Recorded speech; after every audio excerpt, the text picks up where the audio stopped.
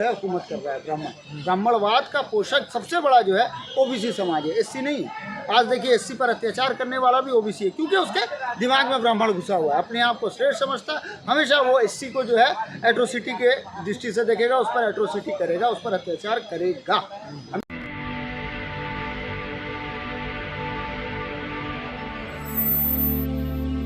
एक महंत है राजू दास नाम के, मुलायम सिंह पे उन्होंने टिप्पणी कराया है कि जो भी जाते हैं कुंभ में नहाने के लिए वो जा कर के उनकी मूर्ति पे मूत्र विसर्जन करके आए। मैं खुले तौर पे कहता हूँ, तो इस तरह का अपमान क्या मुलायम सिंह यादव या अखिलेश यादव हिंदू नहीं है? बिल्कुल हैं। और मैं आपको बताना चाहूँगा, अखिलेश यादव और मुलायम सिंह यादव जो है ना, वो राजनीति करते थे, वो भी लंबी लंबी टीके लगाते थे और बहुत कुछ कर्मकांड करते थे, अपने आप को छत्री होने का जो है ढोंग भी रचाते थे यादव हीरो में से आने वाले।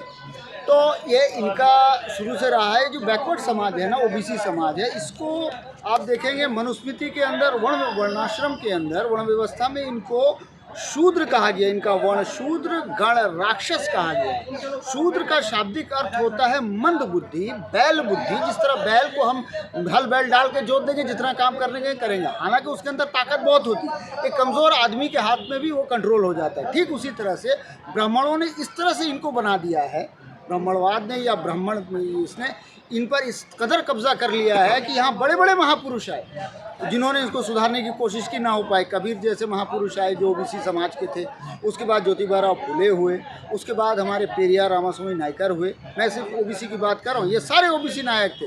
इन्होंने नहीं सुना, ललई सिंह यादव हो गए, वो राम स्वरूप वर्मा हो गए, सुनेलाल पटेल हो गए, ये बहुत सारे मैं लिस्ट में नाम दे सकता हूँ जिन्होंने जो है उद्धार के लिए ओबीसी के में बड़े बड़े विचारक पैदा हुए, लेकिन ये नहीं सुधर पाए। इनकी विचारधारा को कुचल करके वो मनुवाद की तरफ मनुवाद को अपना रहे हैं। तो आप इस तरह वजह या उनकी मिसाल ऐसी है कि ओबीसी वो हाथी है जिस पर आराम से एक ये जो बैठ के उस पर जो है हुकूमत कर रहा है ब्राह्मणवाद का पोषक सबसे बड़ा जो है ओबीसी समाज है, एससी नहीं है। आज देखिए एससी पर अत्याचार करने वाला भी ओबीसी है, क्योंकि उसके दिमाग में ब्राह्मण घुसा हुआ है, अपने आप को श्रेष्ठ समझता है। हमेशा वो एससी को जो है एट्रोसिटी के दृष्टि से देखेगा, उस पर एट्रोसिटी करेगा, उस पर अत्याचार करेगा।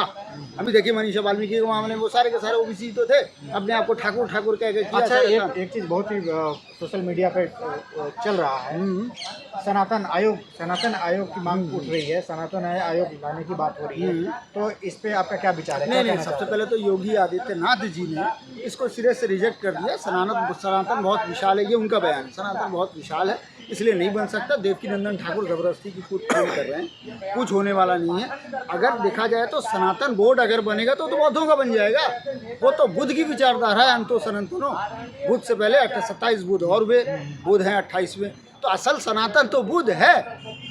बुद्ध की जो विचारधारा है तर्क और विज्ञान पर आधारित या तर्क या बुद्धि पर आधारित, वो जो विचारधारा है वही सनातन है। अंतो सनातनो उसी से लिया गया, वरना संस्कृत जो लैंग्वेज है वो तो बाद में डेवलप हुई है, वरना वो कोई बेजान किताब है। हिंदू राष्ट्र की बात पूरे जोरों शोरों से आ रही है सामने। क्या दिक्कत है, लोगों को क्या दिक्कत होनी चाहिए? मैं आपके चैनल के माध्यम से तमाम दर्शकों से भी ये निवेदन करूँगा कि हिंदू राष्ट्र पर अगर किसी को पढ़ना है, थॉट्स ऑन पाकिस्तान एक किताब है बाबा साहब अम्बेडकर की, उसको पढ़ लें। उन्होंने हिंदू राष्ट्र की जो परिकल्पना है पूरी रख दी है। और उसके बाद एक किताब बाबा साहब ने लिखी थी, रिडल्स ऑफ हिंदुइज्म, हिंदू धर्म की जटिलताएं। इस किताब के अंदर बाबा साहब ने स्पष्ट तौर पर कहा है हिंदू एक राजनीतिक सिस्टम है जिसका लाभार्थी ही ब्राह्मण सवर्ण है, जो मंदिर में पत्थर में प्राण प्रतिष्ठा करके पैसा कमा लेता है, और उसके बाद जन्म से लेकर मृत्यु तक लोगों के पीछे पीछे चल के बोलेगा ये होगा तो पाप हो जाएगा, वो होगा तो ये हो जाएगा करके आदमी जन्म से लेकर मृत्यु तक इन्हीं को पैसा दे दे के पोसता रहता है। यही है ब्राह्मणवाद, इसी को तथाकथित हिंदू कहते हैं। वरना हिंदू शब्द तो किसी उनकी डिक्शनरी में ये नहीं है। वो जानबूझ के पॉलिटिकली सबको हिंदू बनाते हैं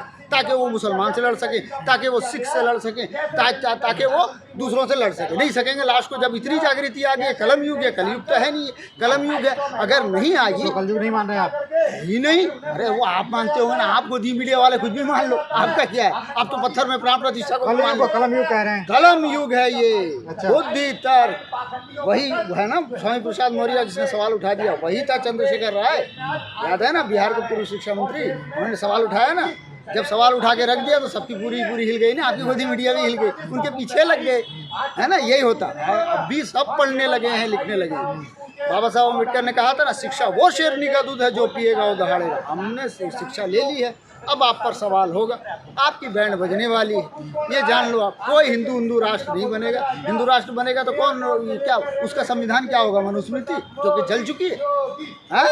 हिंदू राष्ट्र बनाओगे, मनुस्मृति है, जल चुका। वैसे भी तो आप हिंदू राष्ट्र चला ही रहे हो, है ना। मनुस्मृति एक किताब मात्र नहीं है, वह एक सोच है। नहीं, वही मैं कह रहा हूँ ना, वो सोच तो अभी ब्राह्मणों के अंदर है ना, वो तो हम देख रहे हैं ना। उनके जज भी कह रहे हैं कि मनुस्मृति पढ़ो, है ना, मनुस्मृति पढ़ो। और मनुस्मृति को लागू करके किस तरह से आप सजा भी दे रहे हो। मोनालिसा को आपने निकाल दिया, याद है, वो मनुस्मृति के कारण ही मोनालिसा को निकाला गया तुमके मेरे से। अच्छा। और वहाँ पर जो है वो कितने बलात्कार हुए, कितने ये हुए, वो सब आ आप चुका है। लोगों के अंदर कूट कूट के जातिवाद भरा हुआ है। देखिए, ये निकल नहीं सकता। हम जातिवाद के खिलाफ लड़ते हैं। बाबा साहब अम्बेडकर जातिवाद के खिलाफ हर बात में जाति ढूंढते हो आप लोग। किताब लिखी है, इनहेलिएशन ऑफ कास्ट, जाति का समूल नाश।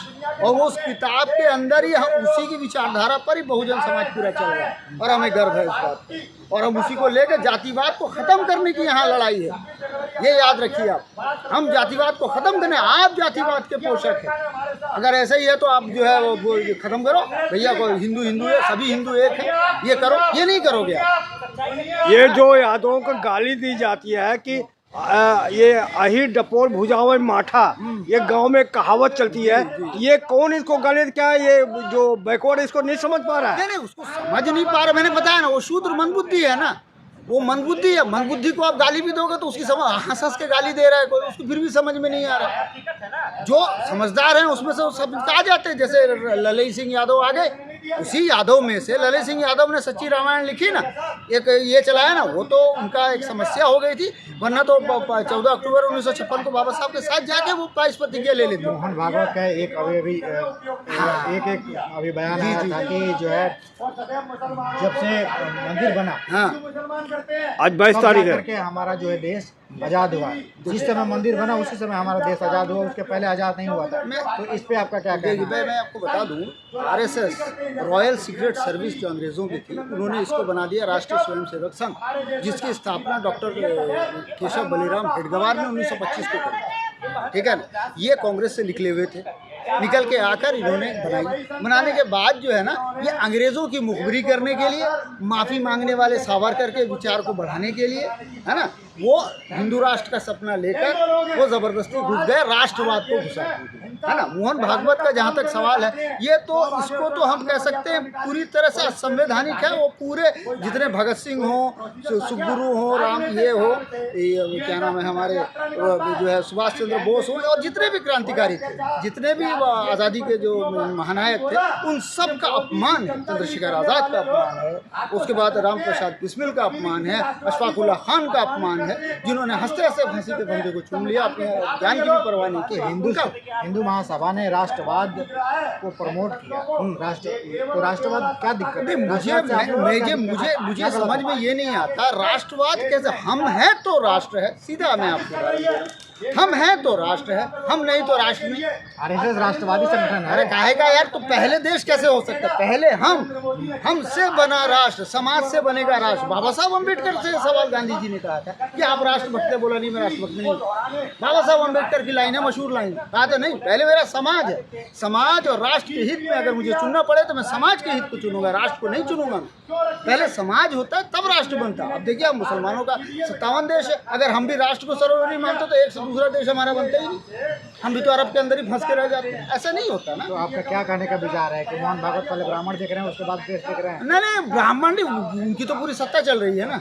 वो जानबूझ के कभी उनके खिलाफ बयान दे देते, पंडितों ने जाति बनाई कि वो हमें हर मस्जिद के नीचे मंदिर नहीं ढूंढना चाहिए, फलाना ढिकाना, इस किस्म का करके तो बाईगनी ये करके उल्टा सीधा बयान देकर जो है ना, वो लोगों को उलझाने में लगे हुए हैं। असल मुद्दे से लोगों को डिस्टॉर्ट करना मकसद है, बेरोजगारी, महंगाई। एक लास्ट सवाल आपसे। मोहन भागवत का एक बयान था कि नरेंद्र मोदी के रास्ते टेढ़े मेढ़े हो सकते हैं, लेकिन लक्ष्य निश्चित है। इस पर आपका क्या कहना? नहीं, मैं तो इस पर कई बार बता भी चुका हूँ। बंच ऑफ थॉट अगर पढ़ेंगे वी एन आवर नेशन जो एम.आर. गोलवालकर साहब की है, उनके जो गुरु थे, उसमें उन्होंने साफ कहा है ना 5% लोगों के पास भारत की पूरी संपदा होनी चाहिए 90%। और आज हम वो चीज़ देख रहे हैं जिसके अंदर अंबानी अडानी है, पूंजीपति हैं, ये तो है, उसको तो वो लक्ष्य तो उनका पूरा कर ही रहे हैं, वो तो बैठे हुए हैं। अब मुश्किल मोहन भागवत के लिए हो रही है कि अभी मोदी जी की जो सरकार है वो बैसाखी पर,